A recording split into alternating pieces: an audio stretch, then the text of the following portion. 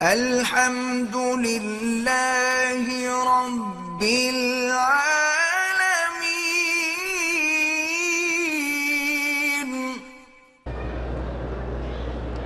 ہم نے پہلا عمرہ مدینے سے کیا ہے، اب دوسرے عمرے کے لیے ارادہ ہے۔ بیوی کے ایام جو ہے وہ پورے ہو گئے، اگر واقعتاً وہ صحیح معنی میں پاک ہو گئی ہیں تو غسل کرے، پھر عمرہ کرنا چاہتی ہیں تو مسجد عائشہ سے عمرہ کر لیں۔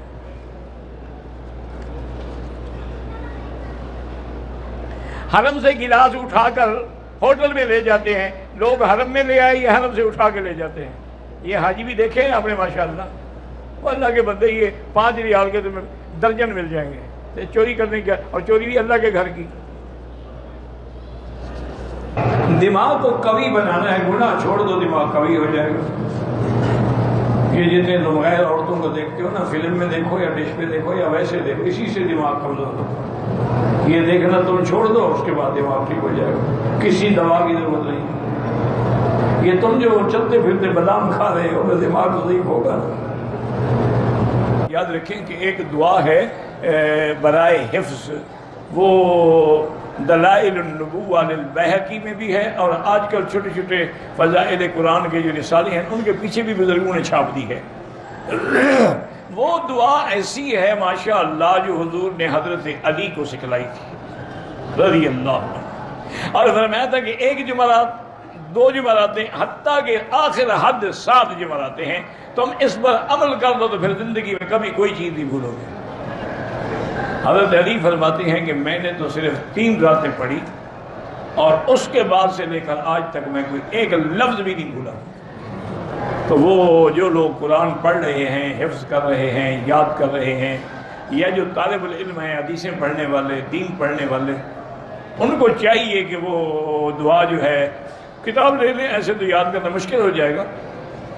وہ شروع ہوتی ہے اللہم ارحمنی بترک المعاصی ابدا ما ابقیتنی وارزقنی حسن النظر فیما یرضیک عنی اللہم بدیع السماوات والارض یا ذا الجلال والاکرام۔ اس سے پہلے 4 رکعت نماز پڑھنی ہے، ہر رکعت میں 1 سورت پڑھنی ہے، پھر یہ دعا مانگنی ہے۔ 1 جمعرات 2 جمعراتیں، آخری حد 7 جمعراتیں ہیں۔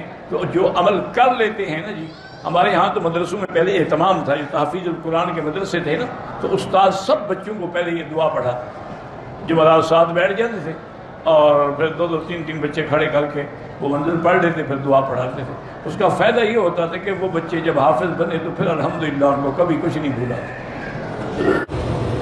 کہتے ہیں جی کہ بچوں کو فرما بردار اور نیک بنانے کے لیے قرآن میں دعا ہے، اصلح لی فی ذریتی انی تبت الیک و انی من المسلمین۔ ہر نماز کے بعد یہ 7 دفعہ پڑھ کے دعا مانگا کرو، اصلح لی فی ذریتی انی تبت الیک و انی من المسلمین۔ اسی طرح دعا ہے ربنا ھب لنا من ازواجنا و ذریاتنا قرۃ اعین واجعلنا للمتقین اماما۔ تو یہ دعائیں جو ہیں قرآن میں یہ اکثیر اعظم ہیں۔ ایک عالم پاکستان میں ہے، اس نے کہا ہے کہ جس آدمی کے پاس ٹچ فون ہے وہ مسلمان ہی نہیں، نعوذ باللہ، غلط بات ہے۔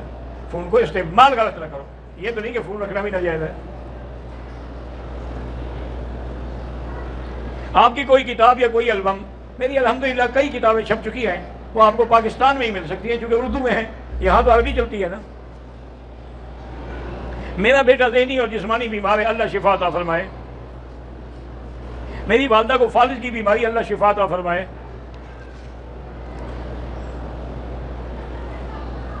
کہتے ہیں کہ ہم عمرے پہ آئے ہوئے ہیں، ہم نے ہوٹل کے قریب جماعت کھڑی تھی، ہم نے نماز پڑھی تو پھر دیکھا تو امام صاحب جو تھے وہ بالکل کلین شیو تھے، اس طرح پھروایا ہوا تھا۔ نماز تو ہو جائے گی، کیونکہ ایک تو آپ کو پتہ ہی نہیں تھا، دوسرا یہ ہے کہ صلوا خلف کل بر و فاجر، نماز ہر اچھے برے کے بعد ہو جاتی ہے، لیکن آئندہ اگر پتہ ہو تو نہ پڑھیں۔